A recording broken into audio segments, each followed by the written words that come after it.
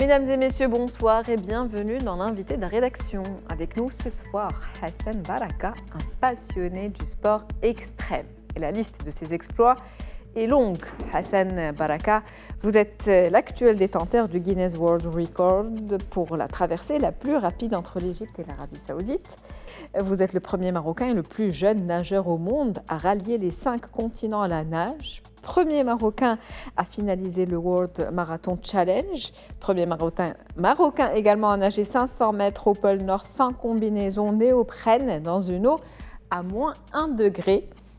Je le disais à l'instant, donc la liste de vos exploits est longue, on ne va pas tous les détailler, mais on aura peut-être l'occasion d'en parler lors de cet entretien.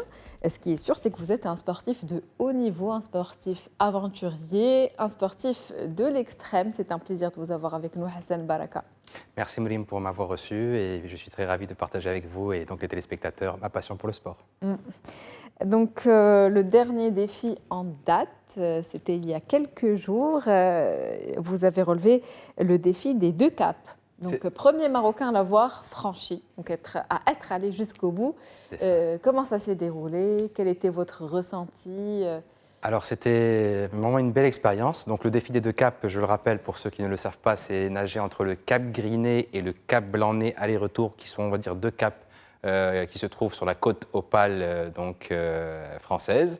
Donc pourquoi d'abord j'ai choisi ce défi? Parce que ça se passe en pleine Manche. On parlera peut-être par la suite de mon prochain défi qui est celui de la traversée de la Manche entre l'Angleterre et la France. Donc j'ai décidé de nager ce défi des 2 caps pour déjà m'habituer à l'eau froide. Elle était à 12 à 14 degrés, ce qui est assez froid quand on ne porte pas de combinaison et qu'on passe 7h20 minutes dans cette eau-là. Et puis, on était à 4 sur l'échelle de Beaufort du vent, ce qui est très conséquent. Donc, ça n'a pas été vraiment très clément. Elle n'a pas été très clémente avec moi. J'imagine. Cette mer, il y avait des vagues aussi à 1,20 m, 1,50 m.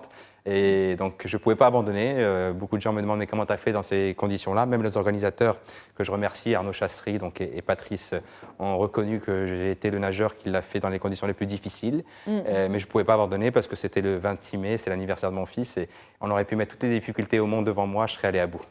Voilà. En tout cas, c'est magnifique. Vous êtes allé jusqu'au bout. Un très beau message pour votre fils également, le fait de savoir que son père est là, qu'il veut aller jusqu'au bout le jour de la date de son anniversaire.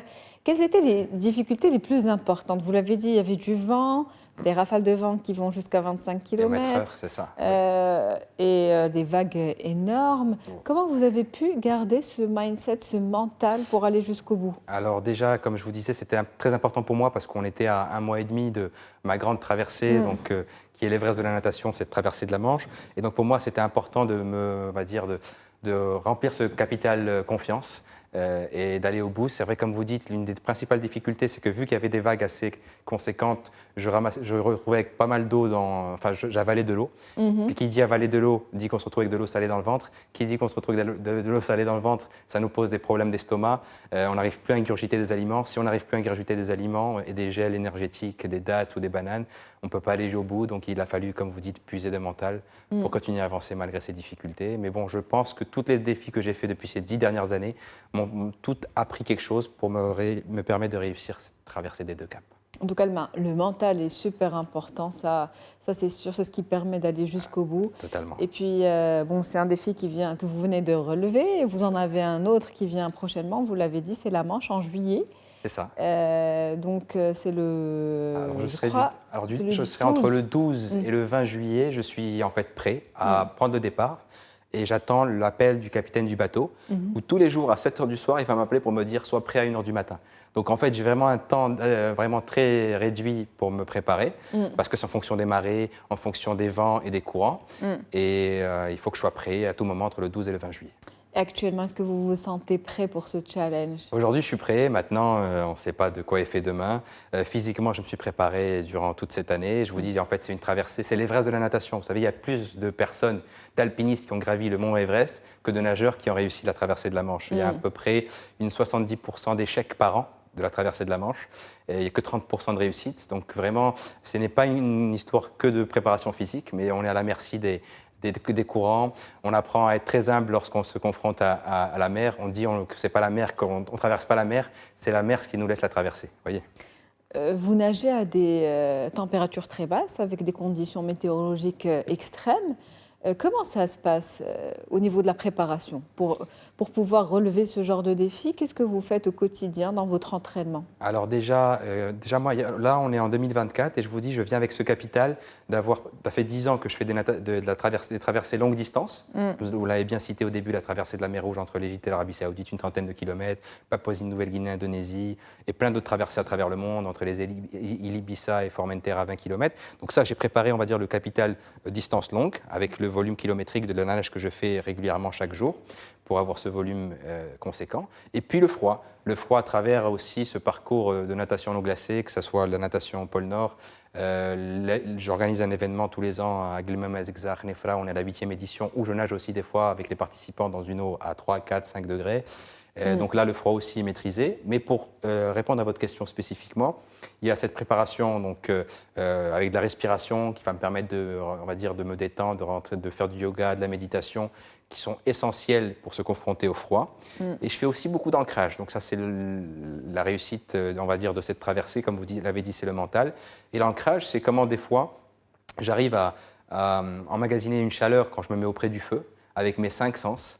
Et une fois que je suis concentré avec ce feu, je touche souvent mon épaule avec ma main et j'emmagasine ce moment-là et j'ancre ce moment-là en moi. Et quand je suis en train de nager dans l'eau glacée, il me suffit de toucher mon épaule et je ressens cette chaleur émaner de moi. Donc ça, c'est ce qu'on fait en PNL, en programmation neurolinguistique à travers l'ancrage. Pour moi, c'est essentiel. D'accord, donc c'est une préparation qui prend du temps. C'est ça, oui. C'est-à-dire qu'on ne peut pas faire des choses du jour au lendemain.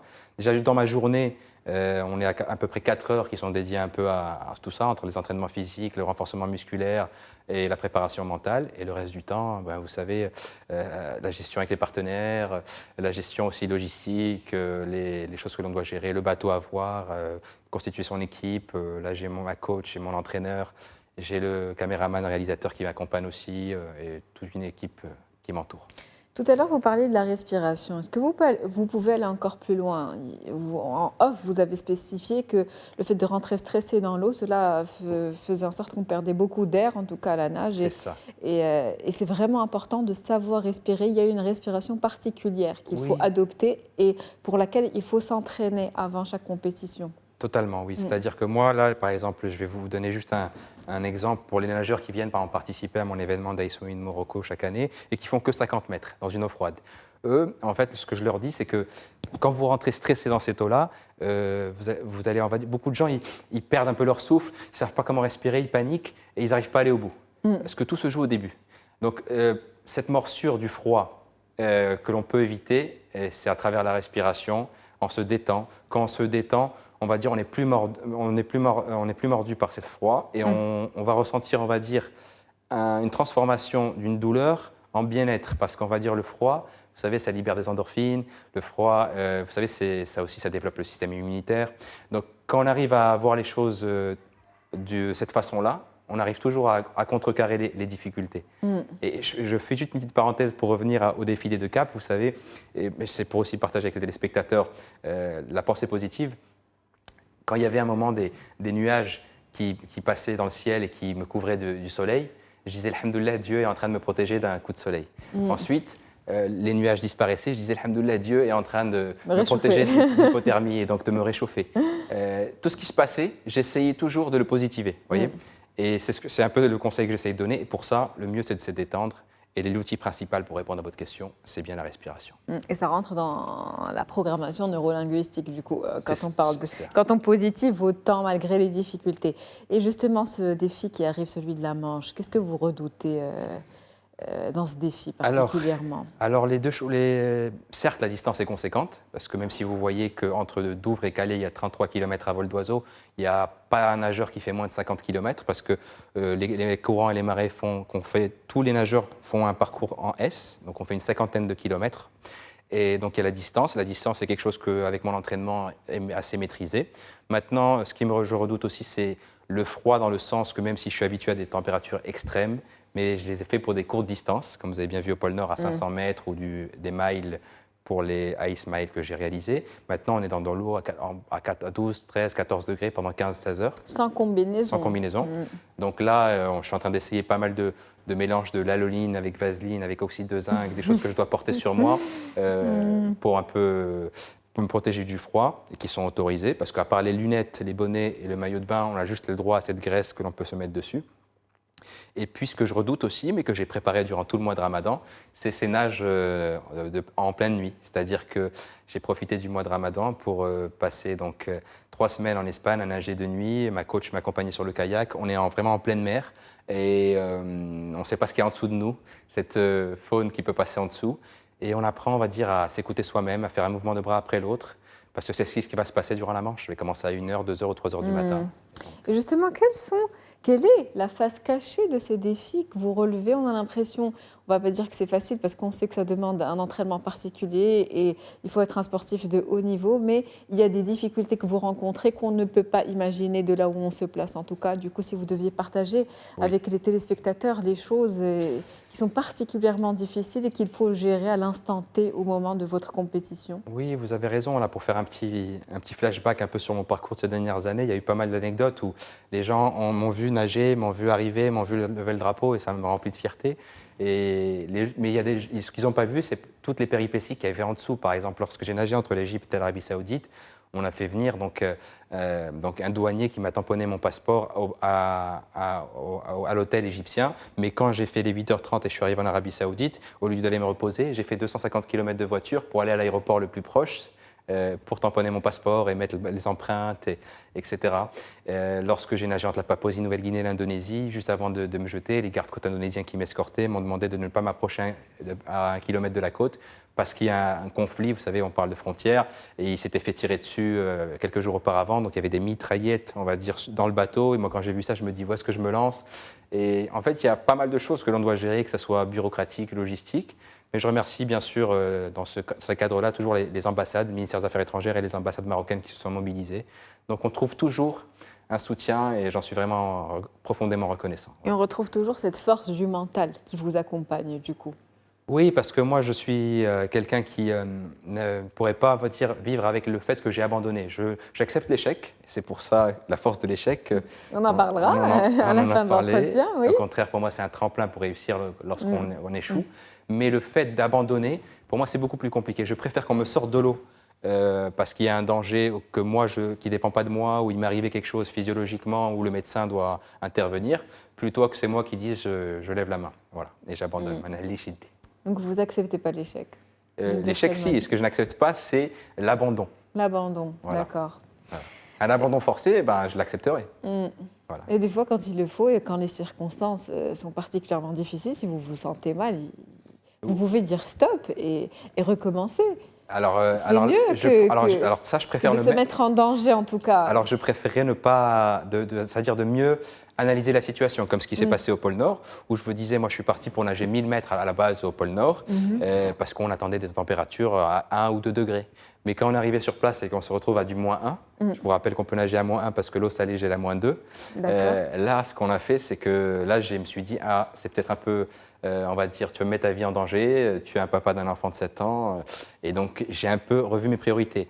Et donc, j'ai pu aller au bout de ces 500 mètres, mais parce que j'ai bien analysé les choses, je pense. Ce qui était très raisonnable, d'ailleurs. Bravo à vous pour tout ce que vous faites. Voilà. C'est pas facile. Et puis, vous êtes un grand aventurier. C'est super. C'est un plaisir de vous avoir et de discuter de tous vos exploits. Et justement, quel est l'exploit, on va dire, le défi qui vous a le plus marqué?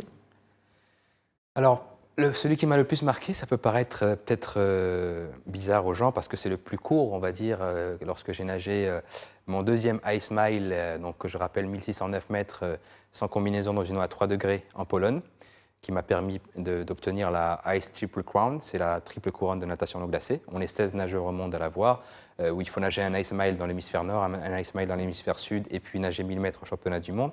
Et j'ai failli passer parce que j'ai fini mes 1609 mètres en 33 minutes. Je rappelle que quand on nage dans l'eau glacée, on est confronté à cette lourdeur, les muscles ayant envie de s'endormir. Vous savez, on ne sent pas qu'on part quand on est dans l'eau froide. Là, je fais cette parenthèse pour expliquer ça aussi aux téléspectateurs. Les gens qui sont morts suite au Titanic, suite à le naufrage du Titanic, ils ne se sont pas rendus compte en fait qu'ils partaient. Parce que c'est le froid, il nous berce et c'est une mort douce. Voyez. Et donc, moi, quand je nage, je perds 30% de ma vitesse quand je nage dans l'eau glacée. Et donc, je sors, je finis mon 1609 mètres en 33 minutes. Et puis après, en fait, je rentre dans ce sauna de façon trop brusque qui fait que ma température qui était à 32, elle remonte trop vite. Et donc là, je perds connaissance et c'est toute une gestion du médecin pour pouvoir me ramener à la vie. J'avais les yeux qui partaient en arrière. Voilà, et pour moi, ça a été ce qui a été le plus compliqué. Mais aussi de ce qu'il y avait de très beau, parce que moi, je suis quelqu'un qui, comment dire, je fais ce que je fais. Parce que j'ai un questionnement, on va dire, vital, vous savez, que ce qu'on vient faire sur Terre, quelle est notre mission. Et j'aime cette connexion. Et c'est une connexion que je retrouve quand je suis en flow. Le flow, c'est quelque chose que j'ai vécu 4-5 fois dans ma vie, où quand je nage, j'ai l'impression d'être bercé par les vagues et d'être dans un liquide amniotique qui peut ressembler à celui du ventre de ma mère. Vous voyez ce que je veux dire? Et c'est comme si on n'était pas sur Terre. Notre corps est là, mais notre esprit est ailleurs. Et on va dire que oui, il y a peut-être cette addiction à aller rechercher ces moments-là. Et je le fais aussi comme thérapie parce que ça me permet d'être en symbiose avec moi-même, de me connecter à moi-même, de savoir qui je suis, d'où je viens, où je veux aller. Je me remets en question. Je n'ai pas peur de la solitude. Au contraire, je la cherche. Une remise en question donc constante. C'est ça. Oui. Vous êtes également dans votre vie, en plus d'être un grand sportif, vous êtes coach. Oui, donc j'ai eu l'occasion déjà depuis il y a 10 ans d'intervenir en entreprise pour échanger sur mes expériences. Et puis j'ai fait une formation et une certification pour pouvoir apporter, on va dire, ce que j'appelle moi ces ingrédients du secret de ma réussite sportive qu'on peut transposer dans d'autres facettes de la vie, surtout en entreprise, avec cette gestion du stress, avec ce dépassement de soi bien entendu, mais surtout ces ruptures de paradigmes, ce blocage mentaux qui nous disent « tu ne peux pas faire ci, tu ne peux pas faire ça ».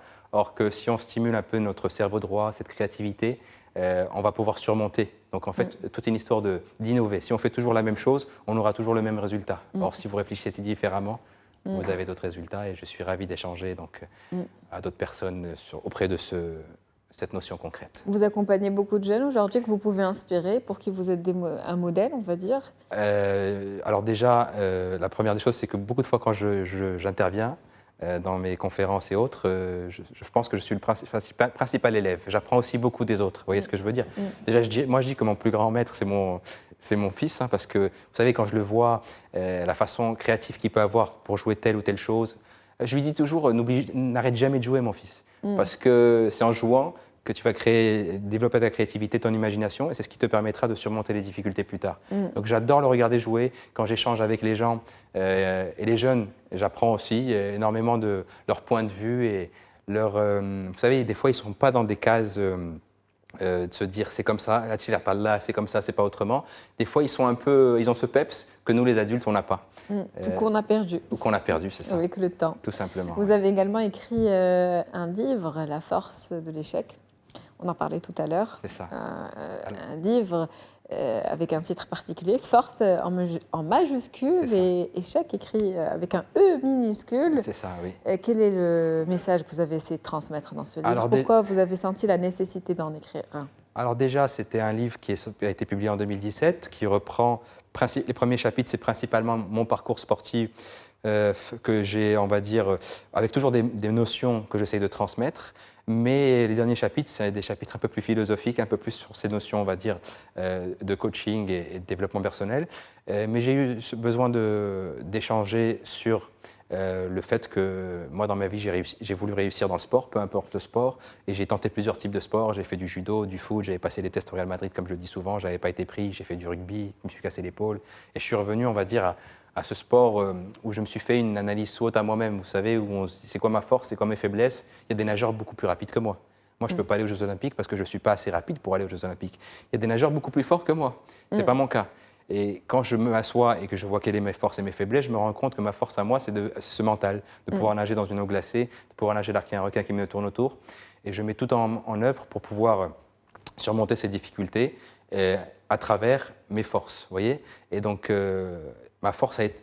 mes échecs m'ont permis de découvrir ma force. D'accord. Et aussi, quand vous voyez dans le livre, on l'a fait exprès, vous voyez bien que c'est mon visage, où vous voyez un côté plus sombre et un côté plus éclairé. Et moi, je suis très croyant vous savez, de cette cette histoire de qu'on a tous un yin et un yang en nous, et tant qu'on n'accepte pas notre yin ou notre yang, on n'est pas complet. Beaucoup de gens vont vous dire moi je suis gentil, moi je suis beau, moi je suis enfin, ils vont parler que de choses positives. Ils vont pas parler de leur côté négatif. Alors moi je trouve que c'est important. Moi je suis humain, donc j'ai mes tares et j'ai mes qualités et j'ai mes défauts. Et j'adore tous les soirs quand je me retrouve avec moi-même me remettre en question et savoir ce que j'ai bien fait, ce que j'ai mal fait. Et c'est ce qui va me permettre, on va dire, d'être complet, vous voyez. Et c'est pour ça que j'ai fait exprès de mettre cette côté de l'ombre que je reconnais, que j'admets, et ce côté de la lumière que de temps en temps me permet de réaliser ces grandes performances sportives. Et puis le milieu fait l'équilibre. C'est ça. C'est sur ces derniers mots que se termine cet entretien avec vous, Monsieur Hassan Baraka. C'était un plaisir de vous avoir. Je rappelle que vous êtes un sportif de haut niveau, mais j'ai plus besoin de vous présenter. Merci. Merci d'avoir été avec nous ce soir. C'est gentil. Si vous voulez m'accompagner sur une nage, moi je vous ai préparé un petit bonnet de natation. Super. Voilà. Et je vous l'offre. Merci pour le bonnet. Merci. En plus dédicacé, on va le montrer aux téléspectateurs. Merci beaucoup. Il faut se mettre à la natation maintenant du coup. Merci bien. Merci à vous. Merci chers téléspectateurs pour votre fidélité. Très bonne soirée. Merci.